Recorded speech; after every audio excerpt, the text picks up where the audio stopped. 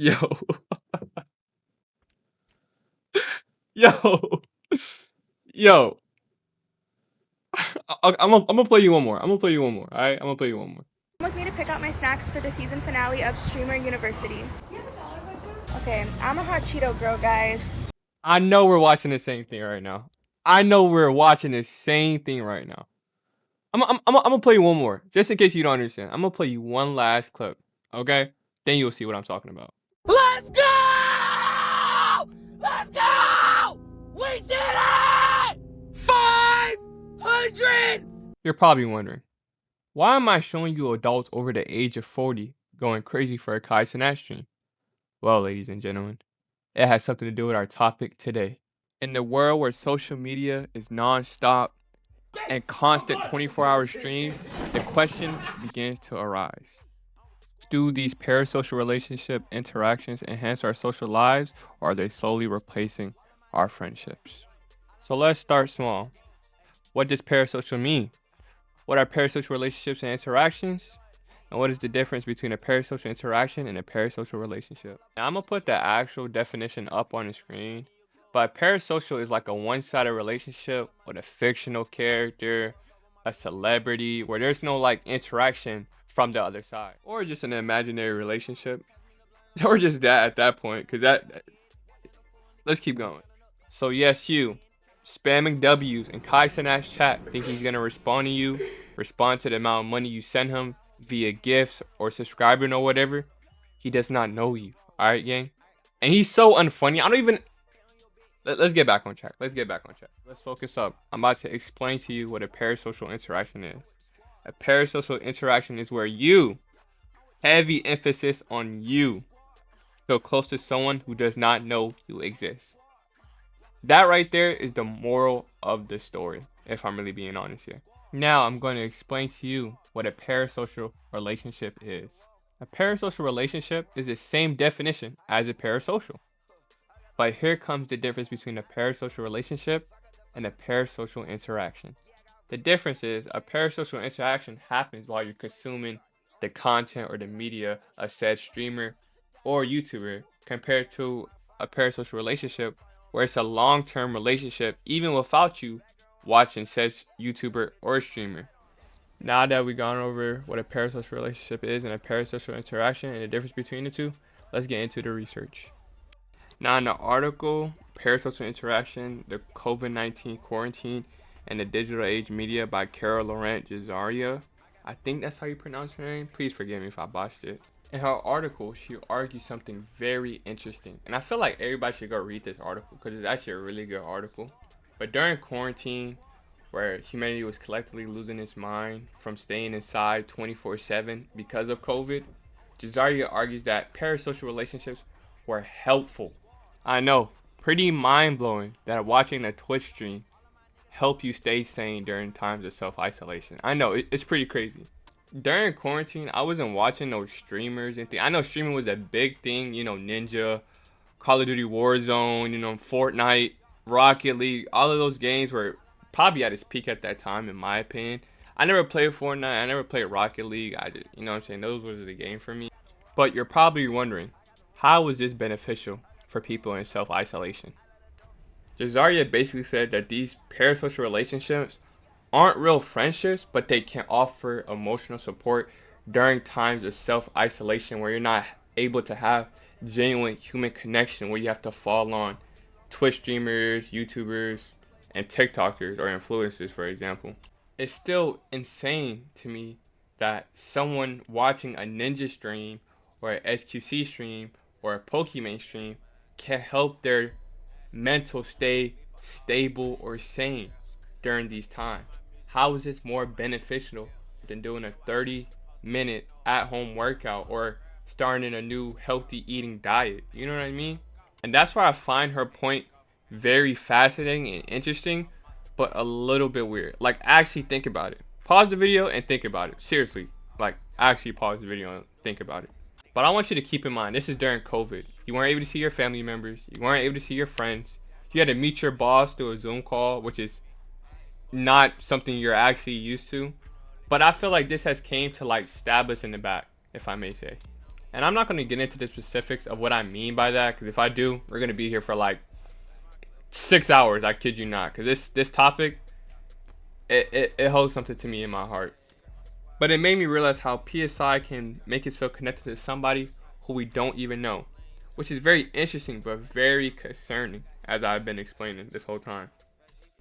Then we have Rachel and Emery, who say, you know what? Parasocial relationships aren't weird enough. Let's make them interactive.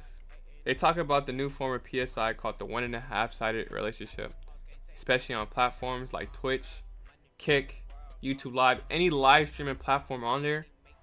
What they're talking about is happening on there on the daily. This is where things get more personal. Way more personal. It makes you actually think, is this a real human? Are these real people? Or are these bots? As my favorite YouTuber would like to say. Shout out to Illuminati. You're probably wondering, how is this possible? I'm going to give you an example. A streamer may say, yo, chat. And someone in the chat, it could be a random person. Say Discord EKN21 says, yo, what's up, Kai? How you doing? And he responds saying, I'm doing good. How about you? This is where that starts to come in play. Just because he responded to your message does not mean he knows you. There are 30 other thousand people in here. He's not taking you serious. He still does not know who you are. He's not treating you like his family member. And this is where most of them get lost in the sauce. By that simple hey, people are ready to be like, oh, Kai knows me. Me and Kai, we're locked in like that. That's my brother from another mother. But he's really not. He's really not. This is where the delusion really comes in and shows. Like, he responded to your message once. Like, he responds to your message one time. That does not mean anything. You're just a random person online. And people really need that harsh truth. You're just a random person online. You're not important to him. You're nothing special to him. People really need that hard truth. If I could blast this on a world microphone to these parasocial people, I could. I wish I could. I wish I 100% could. And this is where that illusion of being there feels when it comes to streaming. Emphasized by Rachel and Emery, the feeling of being there, interacting, seeing other people type in the chat, interacting, Discord communities and all of this. It makes it feel like it's actually normal, but it really isn't. It's actually very unhealthy. And if I'm being honest, this really actually like blew my mind, if I'm being 100% honest. Because I feel like this is the worst version of PSI. This is the worst version. It tricks people into thinking they have a real friendship when they really don't. Like, just because a streamer says you're using it does not mean you have to plan imaginary play dates. Me and Kai, like, we're really tapped in like that. You really fuck with me. Oh, I did not mean to say that word. I did not mean to say that word. But anyway, like, be so for real. Even though the authors have like very different takes, they both agree that these should not replace real life genuine friendships. And I kind of want to talk about this because I feel like every stream nowadays has something to do with girls, OF girls, X-rated girls that have done something insane to get on that stream in the first place. And you're probably wondering, how is this replacing real life friendships or whatever? I'm about to tell you why. These females may not replace like actual friendships or whatever, but I feel like it's always like it's replacing actual human like romantic relationships, if I may say, because all these people do is sit in streams and see how the streamer interacts with the other female on the stream. That's all they do. There's barely any gameplay anymore with streaming. There are, but all the games nowadays are mainly dying because, you know, a lot of gaming developers don't care about their games anymore or whatever. Apex, Marvel Rivals. But all you see on these streams are about girls. And I could tell most of the people in the chat are definitely grown men with no social interaction with girls. They've been depleted of that. Probably during quarantine or whatever, and I feel like that kind of plays into it. Like, they weren't, you know what I'm saying? They're involved into some type of special parasocial. Like, ever since quarantine, they're not able to like talk to females or whatever. So the only way they see females or talk to them are through streams, which is like insane. I know. But it's actually a real thing. And I feel that Most of the people in Twitch streams right nowadays are just trying to see content creators collaborate for girls. I don't know what, I don't know why. And it's always like has something to do with relationships. They're always asking the girls, oh, when's the last time you had a relationship? What do you see in a man and all that? And here comes all that red pill energy and stuff. Like that's like I really hate streaming because I feel like it has created that type of thing. You get what I'm saying? Like I know I'm going off topic here, off script here, but I really want to talk about it. Like let's actually have a discussion and talk about it, bro. And I'm not saying streaming is all around terrible. Like I have friends who stream and they're pretty cool, you know what I mean? Because of course they're my friends or whatever. They're pretty cool. They're good at video games. You know what I mean? I'd rather somebody sit there and watch an 8-hour stream of Dream playing Minecraft than Blackboy Max bringing on an OF girl onto his stream. I promise you, I'd rather watch that. I 100% rather watch that, bro. Cause it's like, it's actually insane. I don't even know how to explain it, bro. People don't know how to interact with people no more, so they go on Twitch streams to see how the streamers are interacting with girls nowadays, and they're trying to do it in real life, and it goes way overboard because they realize they're not Kai Cenat or they're not Blackboy Max, so it just comes off as weird and all that. So they have to go back and keep watching these streams, take notes or whatever, or just watching it after pure entertainment or whatever, which is like bizarre to me because I don't even know how this is entertaining, bro. Like, anyway, let's get back on topic. Streaming is cool. I have friends who stream. You know what I mean? I have many friends that stream. They're cool. They only stream video games, and it's like, okay, that's entertaining. That's fine. Not saying I would sit there and actually watch it because, you know, I get bored after 5 minutes. It's actually insane because I could sit there and watch a whole soccer match, but I can't sit there and watch a Twitch stream. So like something does not add up. I don't know. I would say anyway, in the past 2 years, IRL streams have become like the most popular genre where they'll bring on, you know, those X-rated girls or those OF models or just with their friends, which is not too bad, I guess. If they're doing it with their friends, they should not be doing it with any X-rated girls because that's just not how it works. I feel like people tend to create this illusion on how friend groups are supposed to be looking like because they see, you know, FaZe hanging around doing like IRL content, I guess, and they have this false illusion of how this is how a friend group's supposed to be. Or I wish I could have swore I saw a TikTok about this. I need a friend group like FaZe, and I was like, this cannot be real. I've seen like clips on my it's always on TikTok, bro. It's always on TikTok, or I'm scrolling right on Twitter, and I'm just seeing the streamers do the most basic interaction with an OF girl. It's always like they asked her birthday, and she answers, and the chat is going crazy. Oh my god, she likes him, or she likes Blackboy Max. Oh my god, W question W Riz. Like, dog, this cannot be real. Like, it cannot be. I just can't fathom this. Like, actually 100% I cannot fathom this. And that's where most of my hate from streaming has come from. And I just seen this this quote, and it's from another streamer, but I'm pretty sure he does not bring any like. I know everybody know who Bruce Drop Him Off is. I think I don't know him that well, but he posted a quote on Twitter. It was like, if you need girls to be on your stream to be funny or entertaining, quit streaming. And I was like, I don't even watch streams, but I feel this so much. Like, he's spitting nothing but facts. Like, let him cook. I'm gonna play you the Tiana Henry clip of let him cook. He's cooking. You know what I mean? Like, dead ass, he was cooking. I'm sorry for lying to you because I could play the clip, but I can't find a tweet of Bruce saying that. I don't know if he deleted it. You know how these online celebrities be like, you know what I mean? They gotta have a certain amount of posts.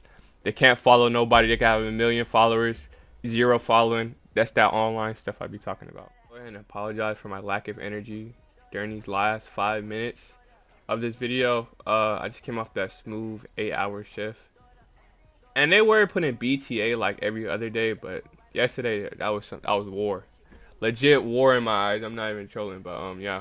In these last 5 minutes, I want to talk about why I believe parasocial relationships or parasocial interactions are harmful. And some questions might arise that, oh, why do you care? It's not happening to you. It doesn't matter. You know what I mean? That's what they always say. And I'm like, it's not healthy, bro. You're like promoting it, and some people think it's normal to do this, to sit in Twitch streams for 8 hours a day or stalking their favorite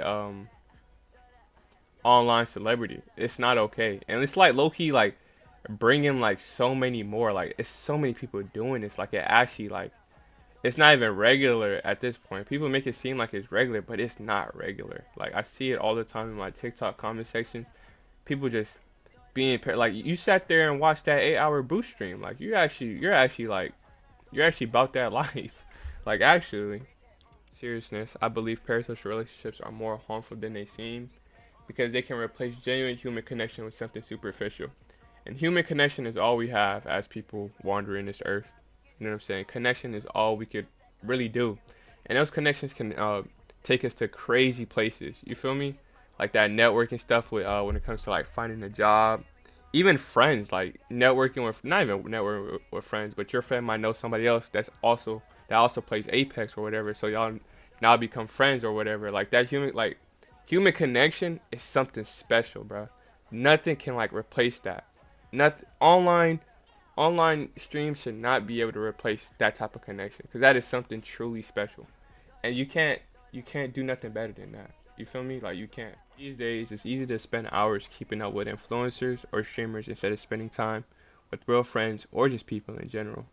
Over time, that constant scrolling and watching can create unrealistic expectations about what relationships should look like, making people feel more alone or wishing their own lives look like the ones they've seen online. And what's that famous quote? Comparison is the thief of joy. Right? I'm pretty sure that's how it is. And it really is. Like comparison is really the killer of everything. Comparing yourself, comparing your talent to somebody else. That comparison, we gotta stop doing that, man, and just live life, man. Get off that phone, get into nature. What the Wildcat brothers say? Go outside, get into nature, and start your own adventure or exploration or some things like that. Like we generally need to do that. Like we generally need to do that collectively as a society and like turn off the internet. You feel me? We really need to do that. In such a digital age world, it's almost too easy to form these one-sided attachments and slowly drift away from real life connections that matter. Thank you for coming to the end.